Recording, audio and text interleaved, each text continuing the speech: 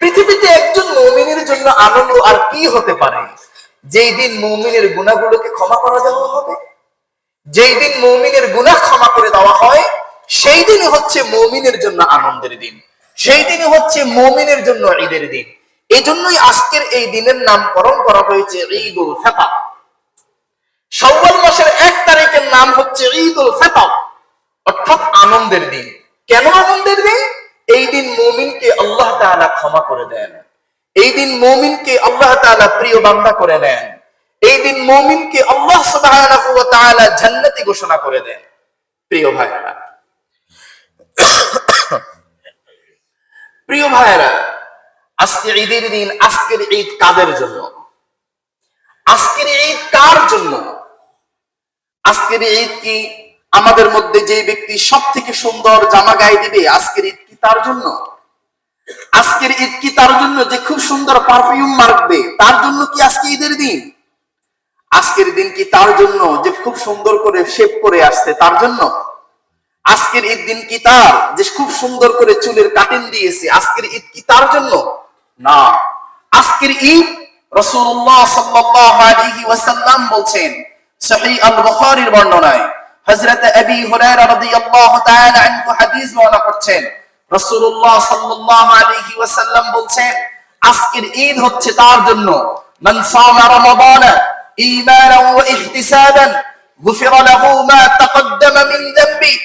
যেই ব্যক্তি আল্লাহ সুবহানাহু ওয়া তাআলার সন্তুষ্টির জন্য, আল্লাহ সুবহানাহু ওয়া তাআলার সন্তুষ্টির জন্য ঈমানের সহিত সওয়াবের আশায় যেই ব্যক্তি রমাদানুল মুবারকে সিয়াম পালন করেছে, তার জন্য আজকে ঈদের দিন। আজকের দিন তার জন্য ঈদের দিন। যেই ব্যক্তি রমাদানুল মুবারকে আল্লাহ সুবহানাহু ওয়া তাআলার সন্তুষ্টির জন্য সিয়াম পালন করেছে, আজকের দিন তার জন্য ঈদের দিন। তার মানে যেই ব্যক্তি রমাদানুল মুবারকে সিয়াম পালন করে নাই, কন্টিনিউ সিয়াম ছিল না, একটা ছিল আরেকটা ছিল না, অসুস্থতা অথবা সফর ব্যতীত ইচ্ছাকৃতভাবে সিয়াম ভঙ্গ করেছে, সে যদি আজকের দিনে ঈদগাহে অনেক সাজুগুজু করে আসতে পারে, অনেক দামি দামি পোশাক পরে আসতে পারে, রাসূলুল্লাহ সাল্লাল্লাহু আলাইহি ওয়াসাল্লামের হাদিস দ্বারা সাব্যস্ত ওই ব্যক্তির জন্য আজকের দিন ঈদের দিন নয়। 2 নাম্বার, আজকের দিন কার জন্য ঈদের দিন? রাসূলুল্লাহ সাল্লাল্লাহু আলাইহি ওয়াসাল্লাম থেকে সহিহ আল-বুখারীর 38 নম্বর হাদিস, হযরত আবী হুরায়রা রাদিয়াল্লাহু তাআলা আনহু হাদিস বর্ণনা করছেন, রাসূলুল্লাহ সাল্লাল্লাহু আলাইহি ওয়াসাল্লাম বলেন, মান কামা রমাদানা ঈমানান ওয়া ইহতিসাবান গুফিরা লাহু মা তাকদ্দামা মিন যামবি। যেই ব্যক্তি রমাদানুল মুবারকে কিয়ামুল লাইল তারাবি আদায় করেছে, যেই ব্যক্তি রমাদানুল মুবারকে তারাবি আদায় করেছে, ওই ব্যক্তির জন্য আজকে হচ্ছে ঈদের দিন। রাসূল সাল্লাল্লাহু আলাইহি ওয়াসাল্লাম বলেন, যেই ব্যক্তি রমাদানুল মুবারকে আল্লাহ তাআলার সন্তুষ্টির জন্য ঈমানের সহিত, ইয়াকিনের সহিত, সওয়াবের আশায় যেই ব্যক্তি রমাদানুল মুবারকে তারাবি আদায় করেছে, কিয়ামুল লাইল আদায় করেছে, ওই ব্যক্তিকে আল্লাহ সুবহানাহু ওয়া তাআলা ক্ষমা করবেন। ওই ব্যক্তির জন্য আজকে হচ্ছে ঈদের দিন, ওই ব্যক্তির জন্য আজকে হচ্ছে ক্ষমার দিন, ওই ব্যক্তির জন্য আজকে হচ্ছে আনন্দের দিন। এখন যে ব্যক্তি রমাদানুল মুবারকে তারাবি আদায় করে নাই, যে ব্যক্তি রমাদানুল মুবারকে কিয়ামুল লাইল করে নাই, ওই ব্যক্তির জন্য আজকে ঈদের দিন নয়। হতে পারে অনেক দামি জামা গায়ে দিয়ে আসবে, হতে পারে অনেক সুন্দর পারফিউম গায়ে দিয়ে আসবে, হতে পারে অনেক লাখপতি, কোটিপতি, ধনী, অনেক সম্পদের মালিক, কিন্তু ওই ব্যক্তির জন্য আজকের দিন রাসূলুল্লাহ সাল্লাল্লাহু আলাইহি ওয়াসাল্লাম বলছেন, তার জন্য ঈদের দিন নয়। 3 নাম্বার, রাসূলুল্লাহ সাল্লাল্লাহু আলাইহি ওয়াসাল্লাম থেকে সহিহ আল-বুখারীর বর্ণনায় 37 নম্বর হাদিস, হযরত আবী হুরায়রা রাদিয়াল্লাহু তাআলা আনহু হাদিস বর্ণনা করছেন, রাসূলুল্লাহ সাল্লাল্লাহু আলাইহি ওয়াসাল্লাম বলেন, মান কামা রমাদানা ফি লাইলাতিল কদরি ঈমানান ওয়া ইহতিসাবান গুফিরা লাহু মা তাকদ্দামা মিন যামবি।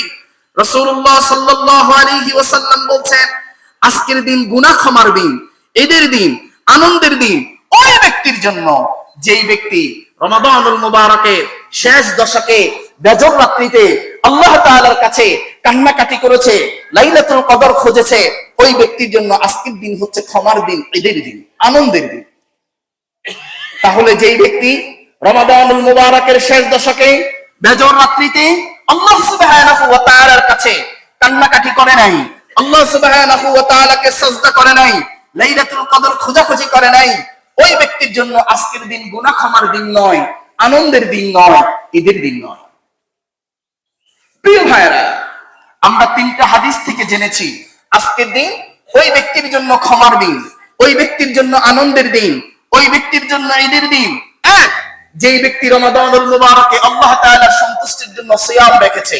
দুই, যেই ব্যক্তি রমাদানুল মুবারকে আল্লাহ তাআলার সন্তুষ্টির জন্য কিয়ামুল লাইল তারাবির সালাত আদায় করেছে।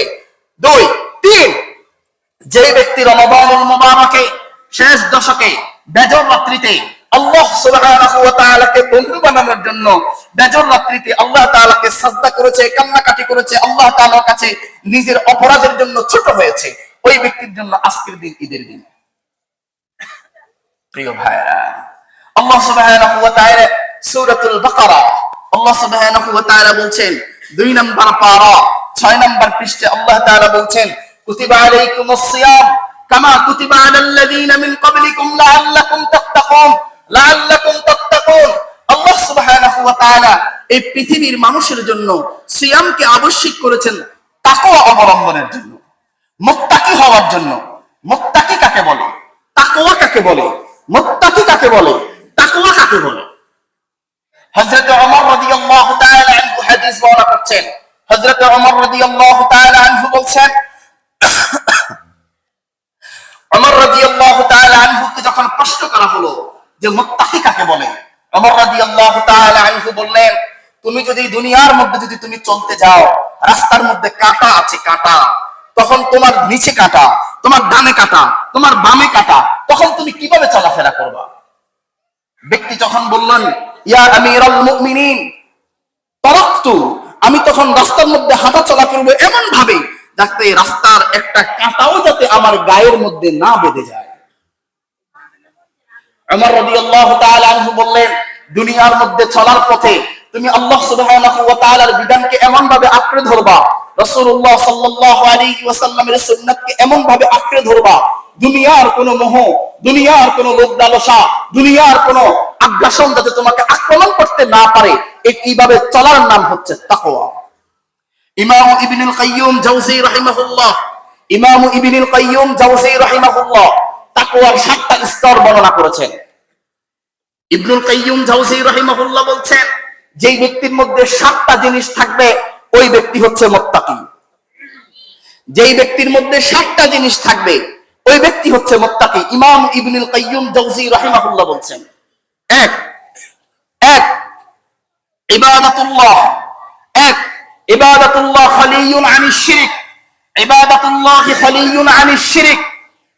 ইমাম ইবনুল কাইয়্যিম জাওযী রাহিমাহুল্লাহ বলছেন, তাকওয়ার 7টা স্তর, তাকওয়ার 7টা স্তর।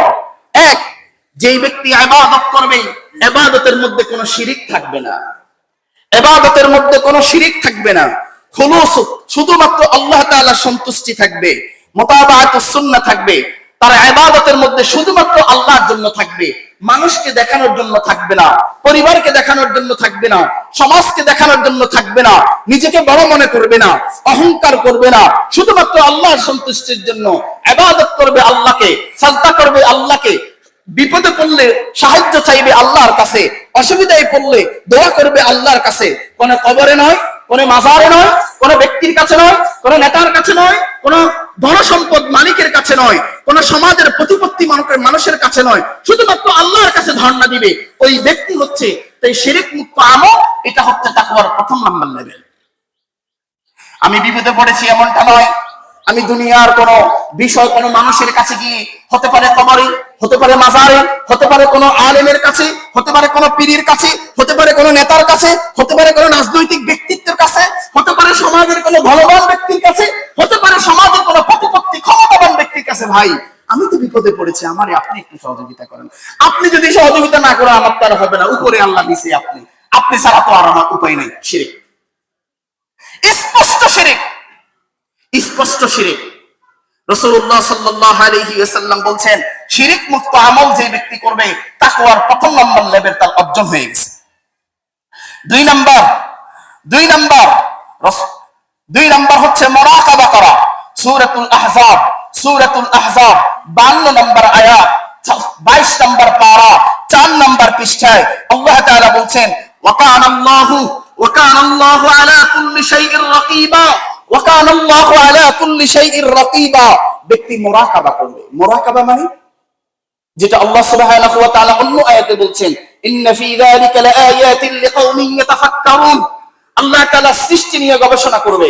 আল্লাহ তাআলা সৃষ্টি নিয়ে গবেষণা করার পরে নিজে নিজে মুরাকাবা করবে যে আমি কত অপরাধ করেছি, আমি কত গুনাহ করেছি, আমি আল্লাহর কত নাফরমানি করেছি, আমি গোপনে কত গুনাহ করেছি, আমি প্রকাশ্যে কত গুনাহ করেছি, কত মানুষের হক নষ্ট করেছি, কত মিথ্যা কথা বলেছি, কত মেয়ের দিকে হাত বাড়িয়েছি, কত মেয়ে নিয়ে আমি ধারণা আমার মনের ভিতরে লালন করেছি, কত হারাম ভাবে আমি অর্জন করেছি, কত মানুষের মাথায় বাড়ি দিয়েছি, কত সম্পদ আমি হারাম ভাবে অর্জন করেছি। এই সকল গুনার কথা সে স্মরণ করবে। স্মরণ করে আল্লাহ তাআলার কাছে কান্নাকাটি করবে। কত মানুষের মনোকষ্ট আমি দিয়েছি, কত মানুষের বিবশ শিকায়েত আমি করেছি, কত মানুষের সমালোচনা আমি করেছি, কত মানুষকে আমি কষ্ট দিয়েছি। এসব কিছু চিন্তা করবে আর আল্লাহর কাছে কাঁদবে। মুরাকাবা করা, চিন্তা চেতনা করা, মুরাকাবা করা। 3 নম্বর আল ইকতিসাব ওয়াল ই'তিদাল ফিল ইবাদাত। আল ইকতিসাব ওয়াল ই'তিদাল ফিল ইবাদাত, সকল আমলকে সমানভাবে গুরুত্ব দেওয়া। সকল আমলকে সমানভাবে গুরুত্ব দেওয়া, কোন আমলকে ছোট করে না দেখা। রাসূলুল্লাহ সাল্লাল্লাহু আলাইহি ওয়াসাল্লাম সেই সকল বিধানগুলো নিয়ে এসেছেন, সকল বিধানকে সমানভাবে গুরুত্ব দেওয়া। আল্লাহ তাআলা যত নির্দেশনা দিয়েছেন সকল নির্দেশনাকে সমানভাবে মানা। ইসলাম শুধু মসজিদে নয়।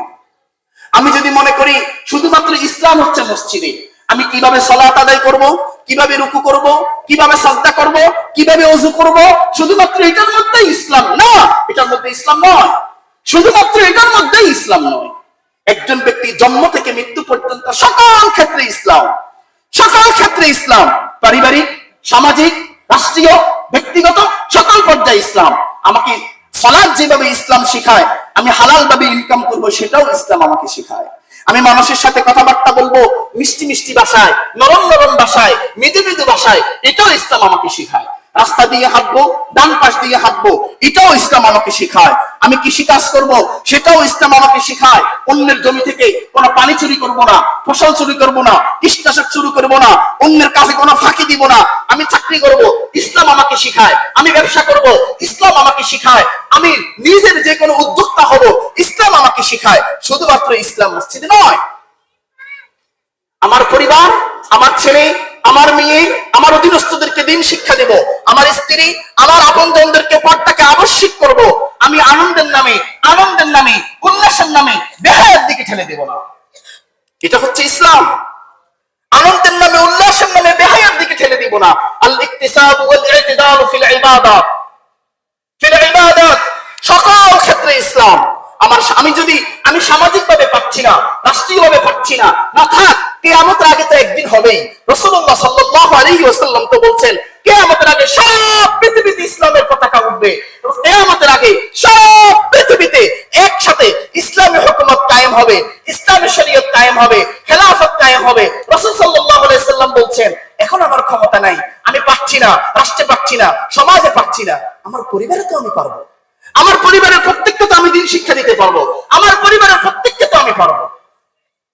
প্রিয় ভাই আমার, আল ইকতিসাব ওয়াল ই'তিদাল ফিল ইবাদাত, সকল ক্ষেত্রে দ্বীনকে সমানভাবে প্রাধান্য দেওয়া। এই যে ঈদের সালাতে আসলাম, ঈদের সালাত ওয়াজিব, ঈদের সালাত ওয়াজিব। আজকে তো আবহাওয়া একটু ঠান্ডা ঠান্ডা ছিল, আজকে তো আর সাহারির জন্য উঠি নাই। অন্যদিন তো সাহারির জন্য উঠলে ফজরের সালাত জামাতে আদায় করতাম। হতে পারে আজকে অনেক ভাই আজকে আমি ফজরের সালাত আদায় করি নাই। ফজরের সালাত ফরজ, ঈদের সালাত ওয়াজিব। কি দাম, কি দাম, কি লাভ! ফজর পড়ি নাই, ফরজ পড়ি নাই, ঈদের নামাজ পড়তে আসছি। কি দাম আর কি লাভ! এরকম ঈদের নামাজ একবার কেন 1 কোটি বার পড়লেও 2 রাকাত ফরজ সালাতের কি সেই দাম হবে, সেই গুরুত্ব হবে, সেই সমান হবে? হবে না, হবে না। অনেক ভাই থাকতে পারি, অনেক ভাই থাকতে পারি, কারণ অন্যদিন তো সাহারির জন্য উঠেছি, সালাত আদায় করেছি, ইচ্ছায় অনিচ্ছে আজকে হয়তো বা হয় নাই, হতে পারে। আমি আপনাকে বিনয়ের সহিত বলবো, আপনি ফজরের সালাত যদি আদায় করেন আলহামদুলিল্লাহ। আর যদি আপনার যদি কিসমত যদি খারাপ হয়, যদি আদায় করতে না পারেন, আপনি জোহরের সালাতের আগে আপনি কাজা করে নেবেন, অবশ্যই আদায় করে নেবেন। প্রিয় ভাই আমার, আলোচনা সংক্ষেপ। 4 নাম্বার আল ইখলাসু ফিন নিয়্যাহ। তাকওয়ার 4 নাম্বার লেভেল হচ্ছে সকল কিছু আল্লাহর জন্য, আল্লাহর সন্তুষ্টির জন্য। আমার মায়ের নয়, আমার বাবার সন্তুষ্টির জন্য নয়, আমার স্ত্রীর সন্তুষ্টির জন্য নয়, ইমাম সাহেবের সন্তুষ্টি নয়, খতিব সাহেবের সন্তুষ্টি নয়, সমাজের মানুষের সন্তুষ্টি নয়, আমার নেতার সন্তুষ্টি নয়, আমার এমপির সন্তুষ্টি নয়, আমার মন্ত্রীর সন্তুষ্টি নয়, আমার শুধুমাত্র মাওলার সন্তুষ্টির জন্য। আমি যেই কোনো কাজ করবো আল্লাহর সন্তুষ্টি, শুধুমাত্র আল্লাহর সন্তুষ্টি, শুধুমাত্র আল্লাহর সন্তুষ্টি। প্রিয় ভাইরা, কোন ক্ষেত্রে অহংকারকে দেখা যাবে না, অহংকার প্রকাশ করা যাবে না। আমরা অনেক ভাই একটু টাকা হয়েছে, একটু আল্লাহ তাআলা সৌন্দর্য দিয়েছে, আল্লাহ তাআলা সম্পদ দিয়েছে, আল্লাহ তাআলা পদবি দিয়েছে, আমার অহংকার, আমি তো একটা কিছু, আমার ছাড়া কি আর কোনো কিছু হয়? সূরাতুল লুকমান 21 নম্বর পারা 11 নম্বর পৃষ্ঠায় আল্লাহ তাআলা বলছেন, লা তামশি ফিল আরদি মারাহা, লা তামশি ফিল আরদি মারাহা, ইন্নাল্লাহা লা ইউহিব্বু কুল্লা মুখতালিন ফাখুর। আল্লাহ তাআলা বলছেন, তুমি অহংকার করতেছো, আমার জমিন থেকে বের হয়ে যাও। আমার জমিনে থাকার তোমার অধিকার নাই, তুমি অহংকারী, আমার জমিন থেকে বের হয়ে যাও। পৃথিবী থেকে তুমি বের হয়ে যাও, তুমি কোথায় যাবা চলে যাও, তুমি অহংকার করে আমার জমিনে থাকতে পারবা না। লা তামশি ফিল আরদি মারাহা, তুমি অহংকার করে আমার জমিনে থাকতে পারবা না। প্রিয় ভাই আমার, পৃথিবীতে মানুষ অহংকার করে রূপ, পৃথিবীতে অহংকার করে মানুষ সম্পদ, পৃথিবীতে অহংকার করে মানুষ জ্ঞান, অনেক জ্ঞান, পৃথিবীতে অহংকার করে মানুষ পদবি, কোন একটা পদবি, দুনিয়াবি কোন পদবি, এই সকল কিছুকে মানুষকে অহংকারী করে তোলে। প্রিয় ভাই আমার, অহংকার হচ্ছে শুধুমাত্র আল্লাহ তাআলা, কোন মানুষের জন্য অহংকার নয়। এই জন্য ভাই অহংকারকে ছেড়ে দিতে হবে। যে ব্যক্তি অহংকার করে আল্লাহ তাআলা তাকে ভালোবাসেন না ভাই, আল্লাহ তাআলা তাকে ভালোবাসেন না। বুঝবো কিভাবে আমি অহংকারী হয়ে উঠছি কিভাবে? যদি আমার আচরণ, আমার চলাফেরা, আমার কথাবার্তা, আমার সবকিছু চলন বলন কেমন কেমন পরিবর্তন, মুরব্বীরা কষ্ট পায়, যুবকেরা কষ্ট পায়, আমার উপরে বিভিন্ন জনের অভিযোগ, আমি মানুষকে কষ্ট দিচ্ছি, আমি মানুষের হক মেরে খাচ্ছি, আমি মানুষের পিছনে লেগে আছি, শুধুমাত্র আমারটাই সঠিক, শুধুমাত্র আমারটাই সঠিক, দুনিয়ার সব বেঠিক, শুধুমাত্র আমারটা ঠিক। এটা হচ্ছে অহংকার ব্যক্তির আলামত। আমাকে এবং আপনাকে মুক্ত হতে হবে প্রিয় ভাই আমার। 5 নাম্বার তাকওয়া, মুত্তাকি হওয়ার জন্য 5 নাম্বার মুতাবাআতুস সুন্নাহ, সুন্নাতের অনুসরণ। রাসূলুল্লাহ সাল্লাল্লাহু আলাইহি ওয়াসাল্লাম যা বলেছেন, যা করেছেন, যা অনুমোদন দিয়েছেন সব সুন্নাত, কোনো কথা নাই। রাসূলুল্লাহ সাল্লাল্লাহু আলাইহি ওয়াসাল্লাম যা বলেছেন, যা করেছেন, যা অনুমোদন দিয়েছেন সব সুন্নাত। আমার পছন্দ হলেও সুন্নাত, আমার পছন্দ না হলেও সুন্নাত, আমার ভালো লাগলেও সুন্নাত, আমার ভালো না লাগলেও সুন্নাত। কেন? রাসূল সাল্লাল্লাহু আলাইহি ওয়াসাল্লাম বলেছেন। রাসূলুল্লাহ সাল্লাল্লাহু আলাইহি ওয়াসাল্লাম বলেছেন, এই জন্যই সুন্নাত। সব ক্ষেত্রে সুন্নাতকে খুঁজতে হবে।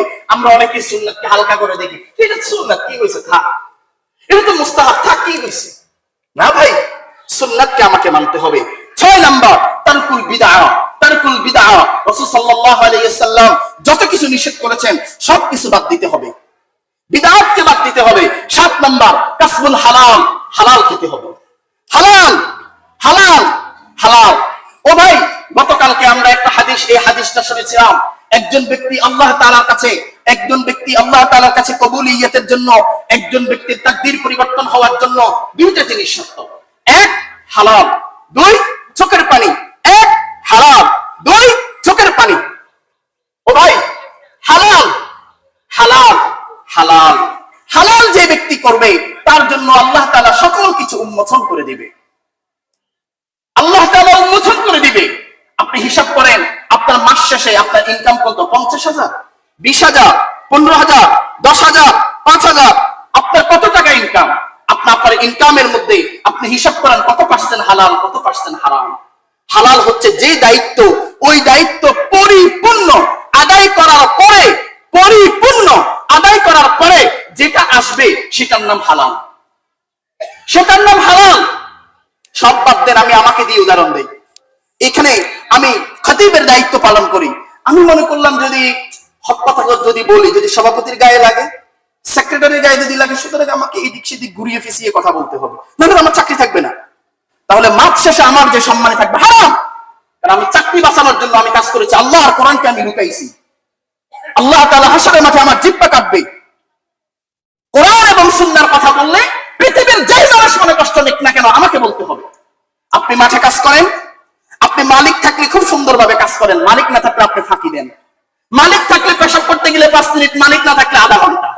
মালিক থাকলে আপনি নাস্তা করতে গেলে 10 মিনিট, মালিক না থাকলে আধা ঘন্টা। তার মানে দিন শেষে আমি 600 টাকা 700 টাকা হারাম, সম্পূর্ণ হারাম। আমি অফিসে ডিউটি করি 6 ঘন্টা 7 ঘন্টা আমার ডিউটি। আমি বস থাকলে খুব সুন্দরভাবে কাজ করি, বস না থাকলে একটু ফেসবুকিং, একটু ইমো, একটু হেলান দেওয়া, একটু সময় কাটানো। আমার মাস শেষে যে স্যালারি আসবে হারাম। আমি ব্যবসা করি, আমার ব্যবসার মধ্যে আমি 2 নম্বরই মাল দিই, মানুষের সাথে মিথ্যা কসম করে করে আমি ব্যবসা করি, 2 নম্বরই করে করে ব্যবসা করি, হারাম হারাম হারাম। আমি শিক্ষক শিক্ষার্থীদেরকে ঠিকভাবে পড়াই না, শুধুমাত্র ফাঁকি ঝুঁকি দিই, মাস শেষে আমি বেতন নিই, হারাম।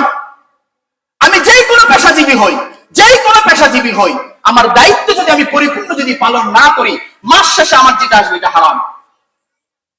প্রিয় ভাই আমার, আল্লাহ তাআলার কাছে কবুলিয়তের জন্য 1 নম্বর শর্ত হালাল। 1 নম্বর শর্ত হালাল।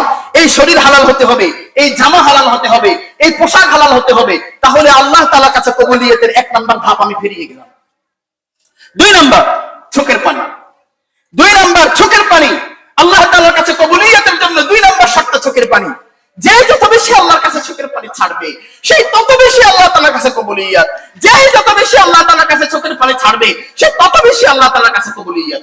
হযরত আব্দুল্লাহ ইবনে উমর রাদিয়াল্লাহু তাআলা আনহু থেকে হাদিস, আব্দুল্লাহ ইবনে উমর রাদিয়াল্লাহু তাআলা আনহু বলছেন, ইজা আরাদা শাইআন আব্দুল্লাহ ইবনে উমর রাদিয়াল্লাহু তাআলা আনহু বলছেন, আইয়ারুদ্দাহুমা সিফরান, যদি কোনো ব্যক্তি আল্লাহ তাআলার কাছে হাত তুলে দোয়া করে, আল্লাহ তাআলা তার দোয়া ফিরিয়ে দিতে আল্লাহ তাআলার কাছে লজ্জা করে।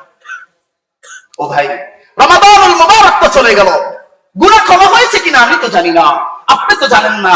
অনেক ভাই এখানে আছেন, রমাদানুল মুবারকে হাত তুলে আল্লাহর কাছে 2 ফোঁটা চোখের পানি ছাড়ার মতো সময় আপনার হয় নাই, সুযোগ আপনার হয় নাই। আপনি ব্যস্ত, সারা জীবনও ব্যস্ত, সারা বছরও ব্যস্ত, রমজান মাসেও আপনি ব্যস্ত। আল্লাহর কাছে চোখের পানি ছাড়বেন, এই সময় আপনার নাই।